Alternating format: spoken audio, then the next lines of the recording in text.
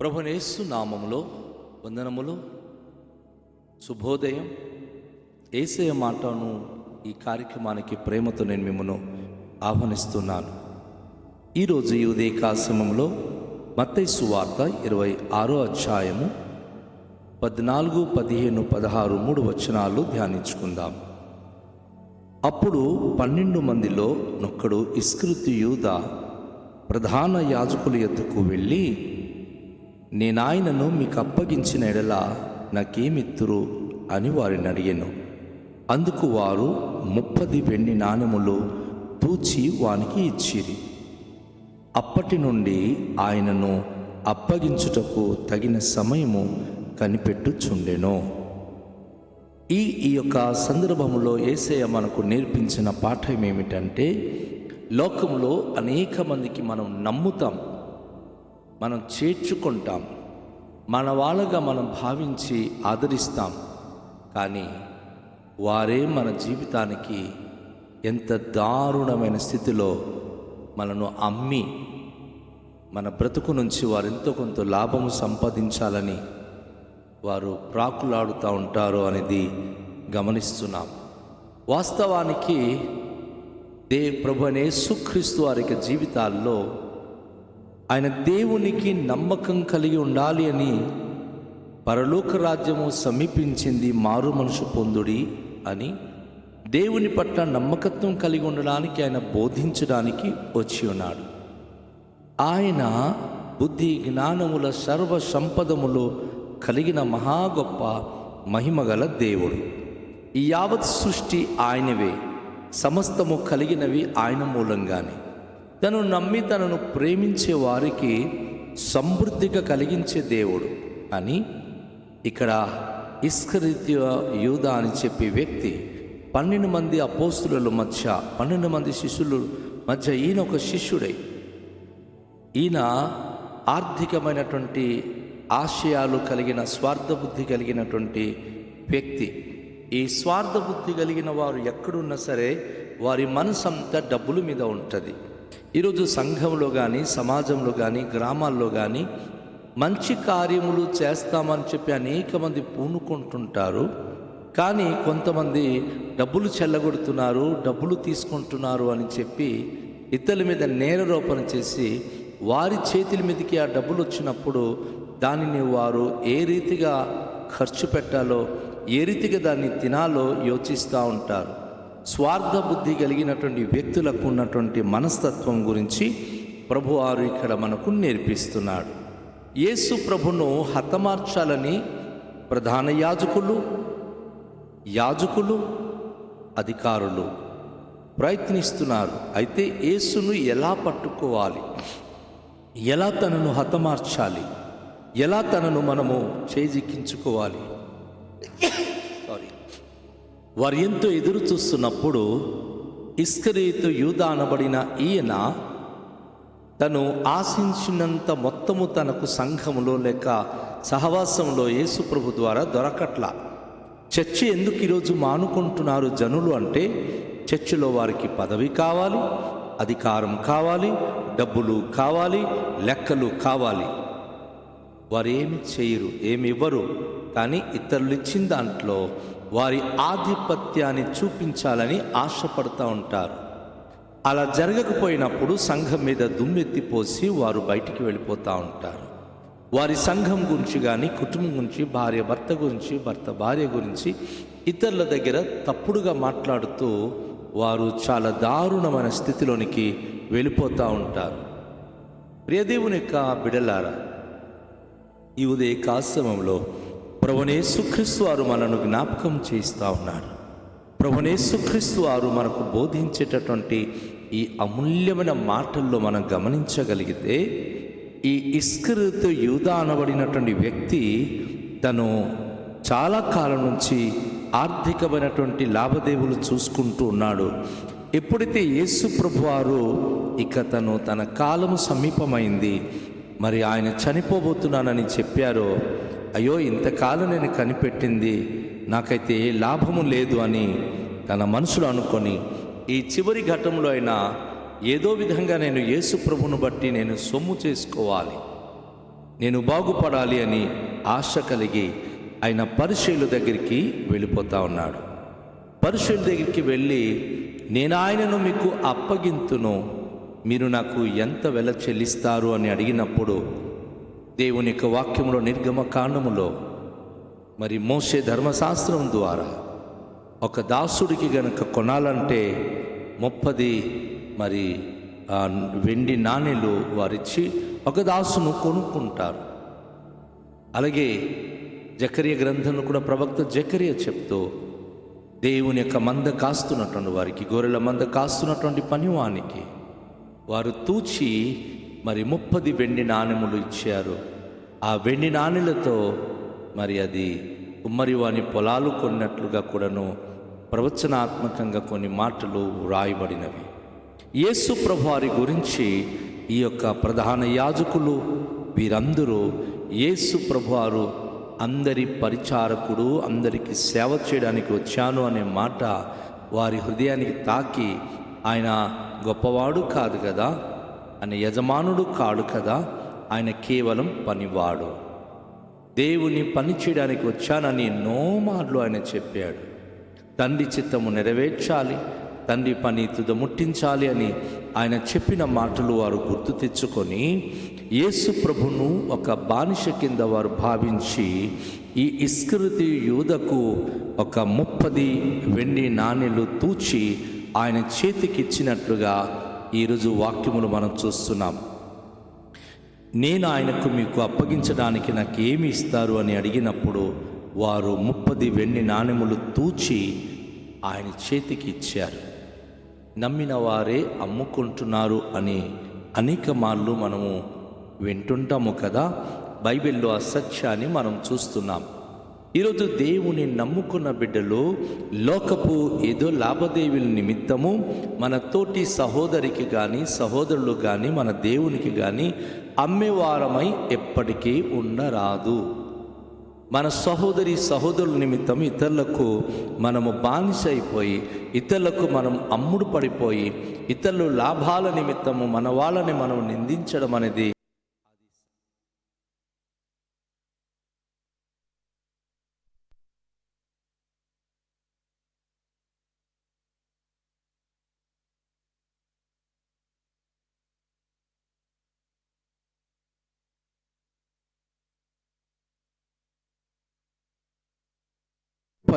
వెండి నాణెములు, అది ఒక దాసునికి వారు విలువ కట్టి ఇచ్చిన వెల. యేసు ప్రభువారు మనకు పరిచర్య చేయడానికి వచ్చిన ఒక దాసుడుగా వారు ఎంచారు. ఆయన రక్షకుడుగా వారు నమ్మలేదు. ఆయన రక్షించడానికి వచ్చినటువంటి మహిమగల దేవుని అద్వితీయ కుమారుడుగా వారు విశ్వసించలేదు. ఈరోజు దైవజనులు మన క్రింద సేవ చేసినప్పుడు వారు దైవజనులు అని గనుక మీ హృదయములు విశ్వసిస్తే పరలోక రాజ్యములు చేరినప్పుడు వారికి నువ్వు ఇచ్చిన గౌరవాన్ని బట్టి నీకు దేవుడు బహుమానం ఇస్తాడు. ఒకవేళ దైవజనులకు కానీ దేవుని దాసులకు కానీ తూలనాడి అసహించుకుంటే పరలోకములో నీకు ప్రతిఫలం అనేది ఏమీ దొరకదు. ఇక్కడ యేసు ప్రభు పట్ల ఇస్కరియోతు యూదా కలిగి ఉన్న మనోభావాలను బట్టి మనం చూస్తే వారు ఒక దాసుడు ఒక పనివానికి అప్పగించినట్లుగా ఆ 30 వెండి నాణేలు ఇచ్చినప్పుడు వాడు అప్పటి నుండి ఆయనను అప్పగించడానికి తగిన సమయము కనిపెట్టుచుండెను.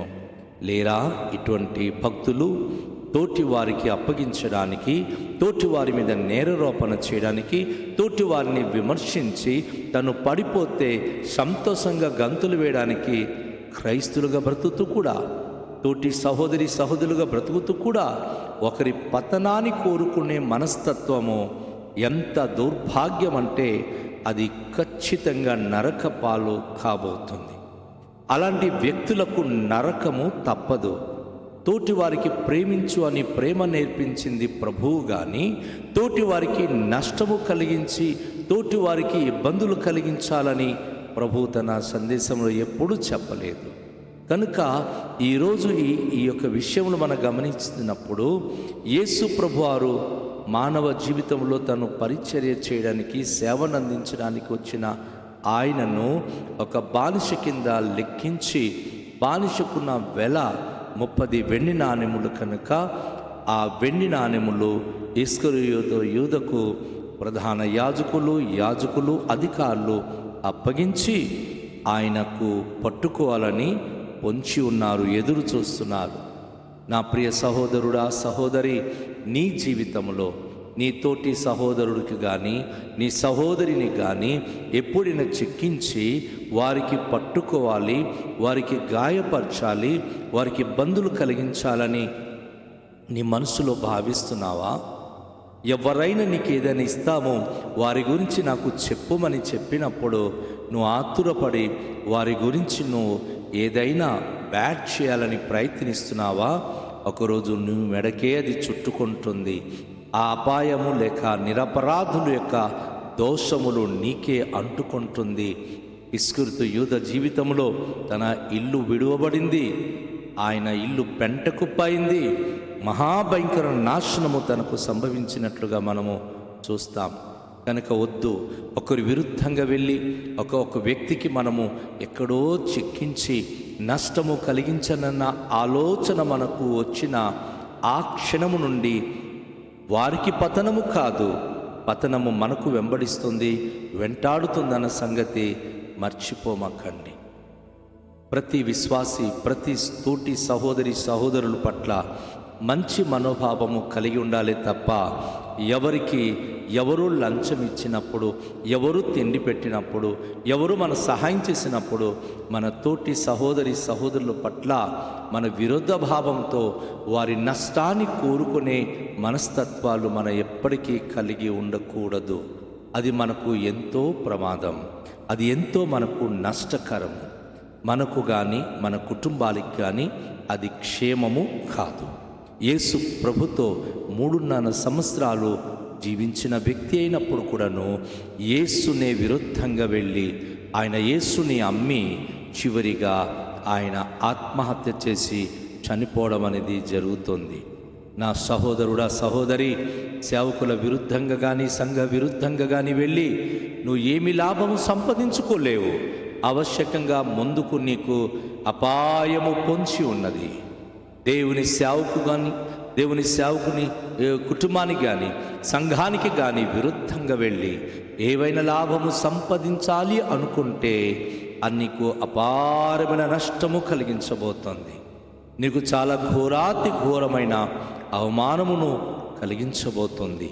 నువ్వు దేవుని బట్టి సేవకులకు కానీ దేవుని బట్టి సంఘానికి కానీ తోటి సహోదరులకు కానీ ప్రేమించడము నేర్చుకో, ఆదరించడం నేర్చుకో, మేలు చేయడం నేర్చుకో. కానీ ఒకరి గురించి తప్పుడుగా చెప్పి నువ్వు కడుపార తిన్నా అది నీ ఒంటికి పట్టదు.